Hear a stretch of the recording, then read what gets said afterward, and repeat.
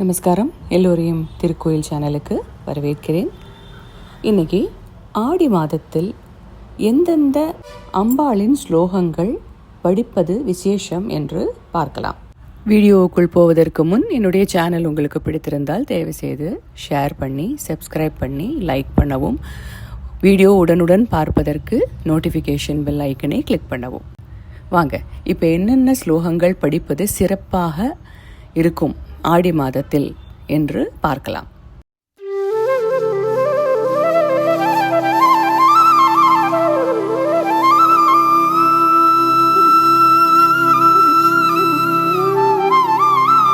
முதல்ல பாராயணம் பண்ண வேண்டிய ஸ்தோத்திரமானது லலிதா சஹஸ்ரநாம ஸ்தோத்திரம். அந்த ஸ்தோத்திரம் எப்படி பாராயணம் பண்ணணும், என்ன விதிக்கிரமம் இருக்கிறது என்றெல்லாம் இதற்கு முந்தின ஒரு வீடியோவில் நான் சொல்லியிருக்கிறேன்.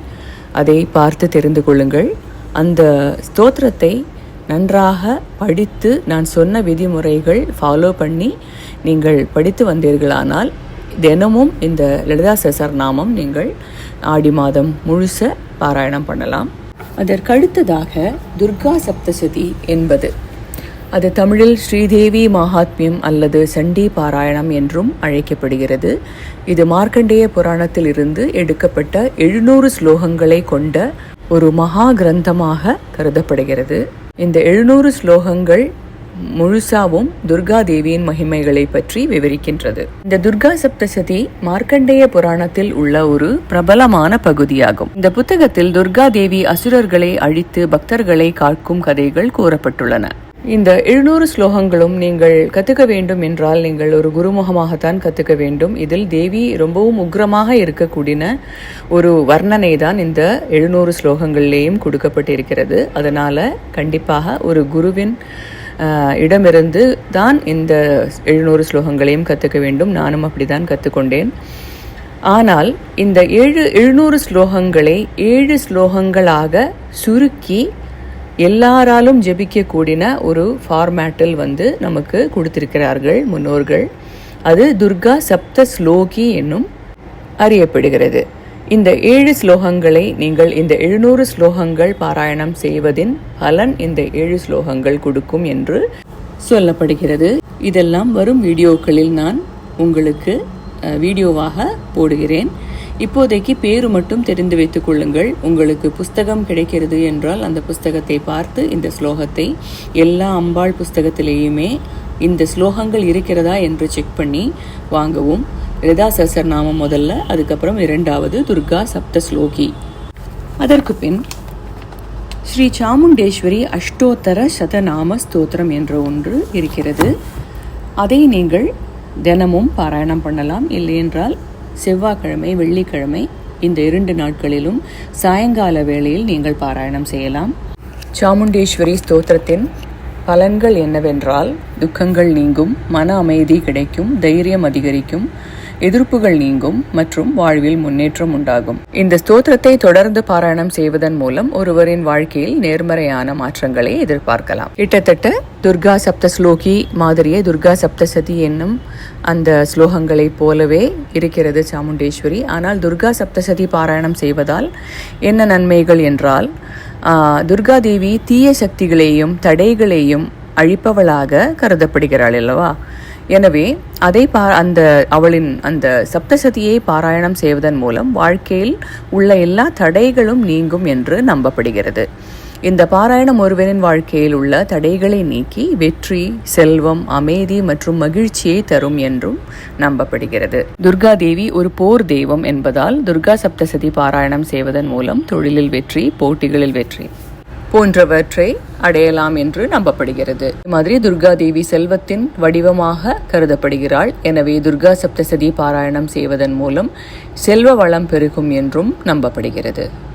துர்கா சப்தசதி பாராயணம் மன அமைதியையும் மன உறுதியையும் அளிக்கும். அதை தவிர மகிழ்ச்சி, ஆனந்தத்தின் வடிவமாக துர்காதேவி கருதப்படுகிறாள். அதனால் அது பாராயணம் செய்வதன் மூலம் மகிழ்ச்சியான வாழ்க்கையும் அமையும் என்று நம்பப்படுகிறது.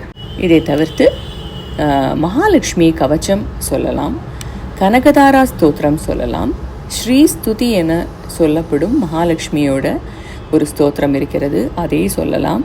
அதற்கு பின் லலிதா பஞ்சரத்ன ஸ்தோத்திரம், மீனாட்சி பஞ்சரத்ன ஸ்தோத்திரம், சௌந்தரலஹரி ரொம்பவும் பிராதானியமான ஒரு ஸ்லோகமானது அம்பாளுடையது. இதில் அம்பிகையின் அழகையும் பெருமையையும் போற்றும் ஒரு துதிப்பாடலாக சொல்லப்படுகிறது. இதில் உள்ள ஸ்லோகங்களை பாராயணம் செய்வதன் மூலம் பல்வேறு நன்மைகள் கிடைக்கும் என்று நம்பப்படுகிறது. குறிப்பாக ஸ்ரீவித்யா உபாசகர்களுக்கு இது ஒரு புனிதமான நூலாக கருதப்படுகிறது. இதில் மொத்தம் 100 ஸ்லோகங்கள் உள்ளன. இதில் முதல் 41 ஸ்லோகங்கள் ஆனந்த லஹரி என்று அழைக்கப்படுகின்றன. இவை இறைவியின் ஆனந்தத்தையும் அழகையும் பற்றி பேசுகின்றன. மீதமுள்ள ஸ்லோகங்கள் சௌந்தரலஹரி என்றும் அழைக்கப்படுகிறது. இவை அம்பிகையின் வடிவம், ஆயுதம் மற்றும் அம்சங்களை பற்றி பேசுகிறது. தினந்தோறும் காலையில் கிழக்கு முகமாக இருந்து இந்த ஸ்லோகத்தை பாராயணம் செய்வதால் வாழ்க்கையில் வரக்கூடிய தடைகள் எல்லாம் நீங்கி எடுத்த காரியம் நிறைவேறும் என்று நம்பப்படுகிறது. இதில் இருக்கும் சில ஸ்லோகங்கள் செல்வத்தை ஈர்க்கும் ஆற்றல் கொண்டவை என்று சொல்லப்படுகிறது. சில ஸ்லோகங்கள் நோய்களை குணப்படுத்தும் வல்லமை கொண்டவை என்று நம்பப்படுகிறது. சௌந்தரலஹரி ஸ்லோகங்களை பாராயணம் செய்ய ஸ்ரீவித்யா தீட்சை பெற்றிருக்க வேண்டும் என்று ஒரு கருத்து இருக்கிறது. இருப்பினும் தீட்சை பெறும் வரை அம்பிகையின் மகிழ்ச்சிக்காக ஸ்லோகங்களை சொல்லலாம் என்று இன்னொரு கருத்தும் இருக்கிறது. அதனால இது ஸ்லோக ரூபமாக இருக்கிறதுனால யார் வேணுமானாலும் சொல்லலாம். இதற்கு பின் ஸ்ரீராஜராஜேஸ்வரி அஷ்டகம், திரு காமாட்சி ஸ்தோத்திரம், லலிதா திரிசதி என்று 300 ஸ்லோகங்கள் அடங்கின தேவியுடைய ஒரு பாராயண கிரமம் இருக்கிறது. அந்த லலிதா திரிசதியை சொல்லுவதும் ரொம்பவும் விசேஷம். லலிதா திரிசதி என்பது அம்பிகையின் 300 நாமங்களை கொண்ட ஒரு துதி ஆகும். இதை பாராயணம் செய்வதன் மூலம் வாழ்வில் பல நன்மைகளை அடையலாம். குறிப்பாக வாழ்க்கையில் ஏற்படும் துன்பங்கள் நீங்கும், மன அமைதி கிடைக்கும், மேலும் அம்பிகையின் அருள் பரிபூர்ணமாக கிடைக்கும். லலிதா திரிசதியை தினமும் காலையிலோ மாலையிலோ பாராயணம் செய்யலாம். பாராயணம் செய்யும் போது இடையூறு இல்லாமல் செய்யவும். திரிசதி பாராயணம் செய்வதன் மூலம்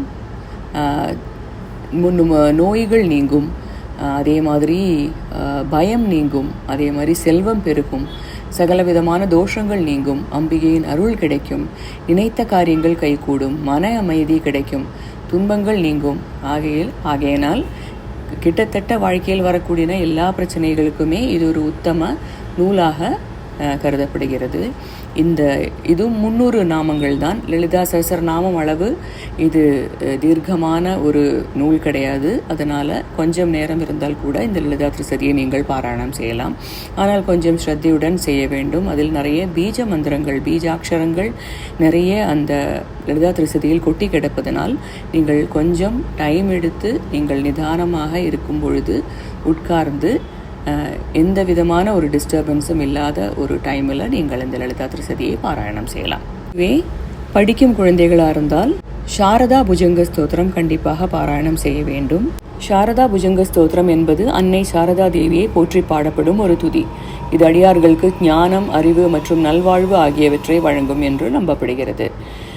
இது ஆதிசங்கரால் இயற்றப்பட்ட ஒரு புகழ்பெற்ற துதிப்பாடல். இது அன்னை சாரதா தேவியை, சரஸ்வதி தேவியை போற்றி பாடுகிறது. புஜங்க பிரயாதம் என்று சந்தத்தில் எழுதப்பட்டுள்ளது.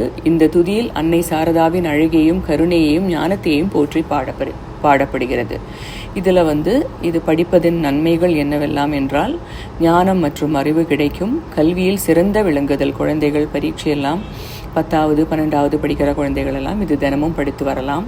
அதே மாதிரி கல்வியில் சிறந்த விளங்குதல் இருக்கும், மன அமைதி கிடைக்கும், வளம் மற்றும் செழிப்பு. இதை துதியை தொடர்ந்து பாராயணம் செய்வதன் மூலம் வீட்டில் செல்வம், செழிப்பு உண்டாகும், தீய சக்திகளை அகற்றும். இந்த துதி தீய சக்திகளையும் எதிர்மறை எண்ணங்களையும் அண்டவிடாமல் காக்கும் என்று நம்பப்படுகிறது. அதே மாதிரி கலைகளில் தேர்ச்சி, இதை பாராயணம் செய்வதன் மூலம் கலைகளில் தேர்ச்சி பெற முடியும். நல்ல ஆரோக்கியம், இந்த துதி உடல் மற்றும் மன ஆரோக்கியத்தை மேம்படுத்தும் என்றும் நம்பப்படுகிறது. ஸ்ருங்கேரி சாரதா பீடத்தில் இணையதளத்தில் இந்த துதியின் பாடல்கள் வரிகளையும் அதன் பொருளையும் நீங்கள் காணலாம். இங்கிருந்து நீங்கள் டவுன்லோட் பண்ணி கொண்டு தினமும் பாராயணம் செய்யலாம்.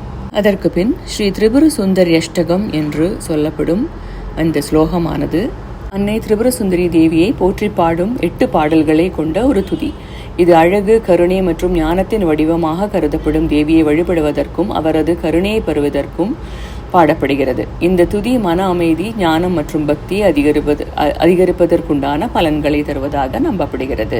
இந்த பாடலின் ஸ்பெஷாலிட்டி என்னவென்றால், இது ஆதிபராசக்தியின் வடிவமாகவும் மகாவித்யைகளின் 3ஆவதாகவும் போற்றப்படும் தேவியை வழிபடுவதற்காக பாடப்படுகிறது. திரிபுரா என்றால் 3 உலகங்கள், பூலோகம், புவர்லோகம், சுவர்லோகம், அல்லது 3 நிலைகள், உடல், மனம், ஆத்மா.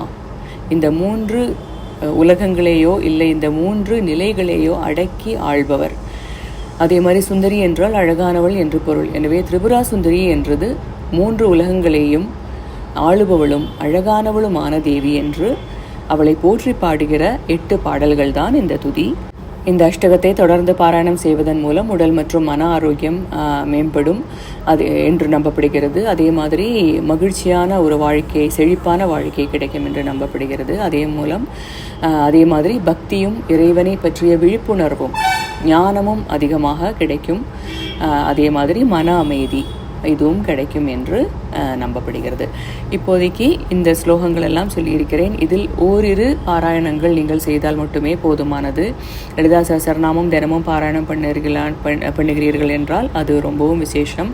இல்லை அதற்கு உங்களுக்கு அவ்வளோ டைம் இல்லை என்றால் அதற்காகத்தான் மற்ற ஸ்லோகங்கள் எல்லாம் கொடுத்திருக்கிறேன், மற்ற ஸ்தோத்திரங்கள் எல்லாம் கொடுத்திருக்கிறேன். அதில் ஏதாவது ஒன்று சின்னதாக இருக்கட்டும் பெரிதாக இருக்கட்டும், உங்களோட டைம் ஏற்றபடி நீங்கள் அதை அட்ஜஸ்ட் பண்ணி நீங்கள் தினமும் ஒரு அம்பாளின் ஸ்துதி, அம்பாளின் ஒரு நூல் நீங்கள் படித்து கொண்டே வாருங்கள்.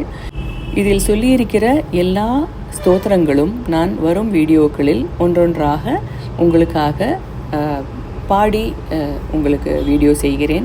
நீங்கள் நோட்டிஃபிகேஷன் பெல் ஐக்கனை கிளிக் பண்ணி வைத்துக் கொள்ளுங்கள். அப்போதைக்கு உங்களுக்கு இதோடைய உச்சாரணம் எப்படி, ஒவ்வொரு வார்த்தையும் இது சம்ஸ்கிருதம் என்பதனால் உச்சாரணம் ரொம்பவும் முக்கியம். அது எப்படி உச்சரிக்க வேண்டும் ஒவ்வொரு வார்த்தை என்பது உங்களுக்கு இது தெரிந்து கொள்ளலாம். அதே மாதிரி ஒரு புஸ்தகமும் வாங்கி வைத்துக் கொள்ளுங்கள். இந்த ஸ்லோகங்களில் ஏதாவது ஓரிரண்டு இருந்தால் கூட போதும். அந்த மாதிரி ஒரு புஸ்தகம் பார்த்து வாங்கி வைத்துக்கொண்டு தினமும் அம்பாளை வழிபட்டு வாருங்கள். எல்லோரையும் இந்த ஆடி மாதத்தில் எல்லாரையும் அம்பாள் ரட்சிக்கட்டும், எல்லார் பேரிலும் அம்பாளுடைய கருணை இருக்கட்டும் என்று அவளிடம் பிரார்த்தனை செய்து கொள்கிறேன். இன்னொரு பயனுள்ள தொகுப்புடன் உங்களை மீண்டும் சந்திக்கும் வரை நன்றி, வணக்கம்.